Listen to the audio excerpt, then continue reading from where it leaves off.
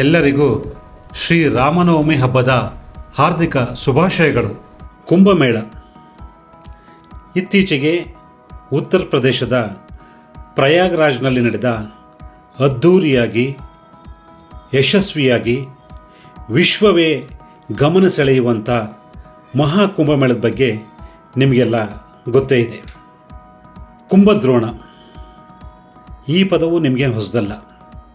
ಮೇಘಸ್ಫೋಟದಿಂದ ರಭಸವಾಗಿ ಕುಂಭ ಅಂದರೆ ಕೊಡದಿಂದ ಯಾವ ರೀತಿ ನೀರು ಸುರಿಯುತ್ತೋ ಅಷ್ಟು ರಭಸವಾಗಿ ಸುರಿಯುವ ಮಳೆಗೆ ಕುಂಭದ್ರೋಣ ಮಳೆ ಅಂತ ಹೇಳ್ತಾರೆ. ಅದನ್ನು ನೀವು ಕೇಳಿರ್ತೀರಿ.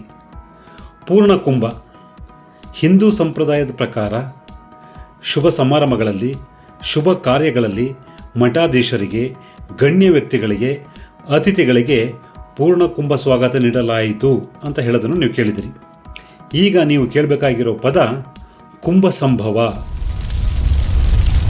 ಕುಂಭ ಸಂಭವ ಅಂದರೆ ದ್ರೋಣಾಚಾರ್ಯರು ದೊನ್ನಿಯಲ್ಲಿ ಹುಟ್ಟಿದ್ದಕ್ಕೆ, 101 ಜನ ಕೌರವರು ಕುಂಭದಲ್ಲಿ ಜನ್ಮ ತಾಳಿದ್ದಕ್ಕೆ ಕುಂಭ ಸಂಭವ ಅಂತ ಹೇಳ್ತಾರೆ.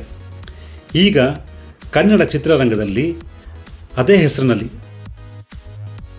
ಅಂದರೆ ಕುಂಭ ಸಂಭವ ಅನ್ನೋ ಹೆಸರಿನಲ್ಲಿ ಕನ್ನಡ ಚಿತ್ರವೊಂದು ನಿರ್ಮಾಣವಾಗ್ತಾ ಇದೆ. TN ನಾಗೇಶ್ ಅಂದರೆ ನಾನೇ ಕತೆ ಬರೆದು ನಿರ್ದೇಶನ ಮಾಡ್ತಿರೋ ಕುಂಭ ಸಂಭವ ಚಲನಚಿತ್ರವು ಈಗಾಗಲೇ ಚಿತ್ರೀಕರಣವನ್ನು ಪೂರೈಸಿ ಪೋಸ್ಟ್ ಪ್ರೊಡಕ್ಷನ್ನಲ್ಲಿ ತೊಡಗಿಸಿಕೊಂಡಿದೆ. ಗುಂಡ್ಲುಪೇಟೆಯ ನಾಗಾನಾಯ್ಕ್, ಶ್ರೀಮತಿ ತಾರಾ ನಾಗೇಶ್, ಸುನಂದ ಹೊಸಪೇಟೆ, ನರೇಶ್ ಮತ್ತು ಪುರುಷೋತ್ತಮ್ ಅವರ ನಿರ್ಮಾಣದ ಕುಂಭ ಸಂಭವ ಚಿತ್ರದಲ್ಲಿ ದೊಡ್ಡ ತಾರಾಗಣವೇ ಇದೆ. ಭೀಮಾ ಚಿತ್ರದಲ್ಲಿ ಇನ್ಸ್ಪೆಕ್ಟರ್ ಪಾತ್ರ ಮಾಡಿದ್ದ ಪ್ರಿಯಾ ಅವರು ಕೂಡ ನಮ್ಮ ಚಿತ್ರದಲ್ಲಿ ಇನ್ಸ್ಪೆಕ್ಟರ್ ಪಾತ್ರ ಮಾಡ್ತಾ ಇದ್ದಾರೆ. ಇತ್ತೀಚೆಗೆ ತೆರೆಕಂಡ ಸುದೀಪ್ ಅವರ ಮ್ಯಾಕ್ ಚಿತ್ರದಲ್ಲಿ ಅಭಿನಯಿಸಿದ್ದ ನಾಗಾರ್ಜುನ್ ಅವರು ಕೂಡ ಒಂದು ಮುಖ್ಯ ಪಾತ್ರದಲ್ಲಿದ್ದಾರೆ.